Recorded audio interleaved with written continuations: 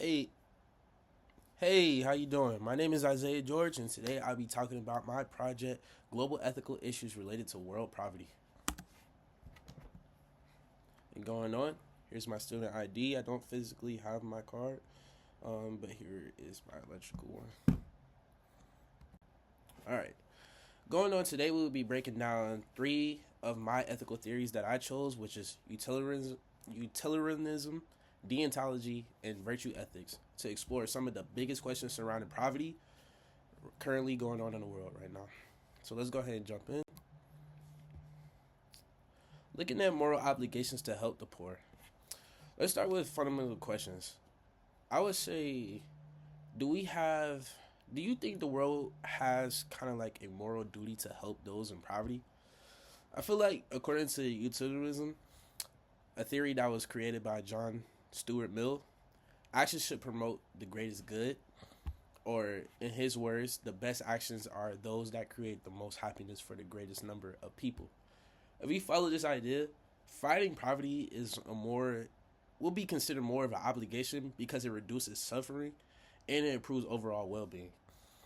Some believe that donations, social welfare programs, any type of community service or any type of international aid are effective ways to reduce this type of suffering. Others argue that the aid can create dependency and hinder local economic economics or economies from growing. Basically, like any type of local businesses and stuff like that. From a utilitarian perspective, I would think like the best the best approach is one that provides long term benefits such as education, employment, and sustainable development. Because of these solutions, create lasting happiness rather than temporary relief in the world. Going on with economic inequality and justice, I would say we all know that wealth is not distributed evenly, and but let's think like this: would you consider that to be fair, in your own words? Deontology, an ethical theory introduced by Immanuel Kant, argues that people should never be treated merely as a means to an economic end. Following this reasoning, extreme wealth inequality is a problem because it allows small groups to prosper while leaving millions without access to basic needs like education, healthcare, and fair wages. From Kant's perspective, governments and corporations have a duty to uphold human dignity by ensuring fair treatment for all. On the other hand, critics argue that redistribution policies, such as a high taxation and government regulations, can slow down economic growth. However, initiatives like fair trade aim to strike a balance by ensuring fair wages and human working conditions for workers worldwide.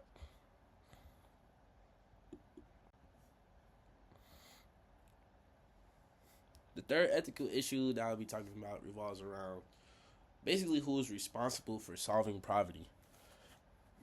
Do you think it's governments, corporations, or individuals themselves? To me, I think that that we all have that role. We all have a role in helping basically the economic or the economy to grow and stuff like that, and resolving any type of poverty issues will be on us. Discussing virtue ethics, as outlined by Aristotle, focus on building a society based on generosity, justice, and compassion. From this perspective, ethical businesses should integrate corporate social responsibilities, ensuring fair treatment for workers and sustainable business practices. Now, when looking at some examples, as you can see in my PowerPoint, it would say ethical companies like Patagony. I know what it is, but I always have trouble pronouncing it. But Patagonia, and Ben and Jerry's, companies that prioritize ethical labor and environment policies. However, some argue that voluntary charity is inefficient to eradicate poverty, and that systematic changes such as universal basic income and labor reforms are necessary. Virtue ethics suggests that ethical leadership and moral character are crucial in fostering long-term changes. Now, when looking at the perspective of a culture aspect across country, different cultures approach poverty and economic justice in unique ways, in many different ways, honestly.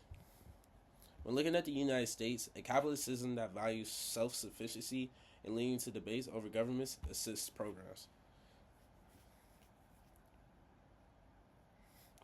You also have places like China that implement state control policies to reduce poverty by faces ethical concerns over individuals' freedoms. And then when you look at India and Africa, they do have a struggle with poverty due to historical economic challenges, highlighting the needs of struggle and changes. By understanding these diverse perspectives, we can develop more of effective and ethical poverty solutions worldwide. In conclusion, global poverty is not just an economic issue, but it's a world issue. It is a moral challenge. Utilitarianism supports poverty eradication for the greater good. Deontology opposes the exploitation of the poor, and virtue ethics calls for compassionate action. While foreign aid, fair trade, and corporate responsibility provide partial solutions, real change requires ethical leadership, sound economic policies, and systematic reforms. And that concludes my presentation. I hope you enjoyed it, and these are my references below. And thank you.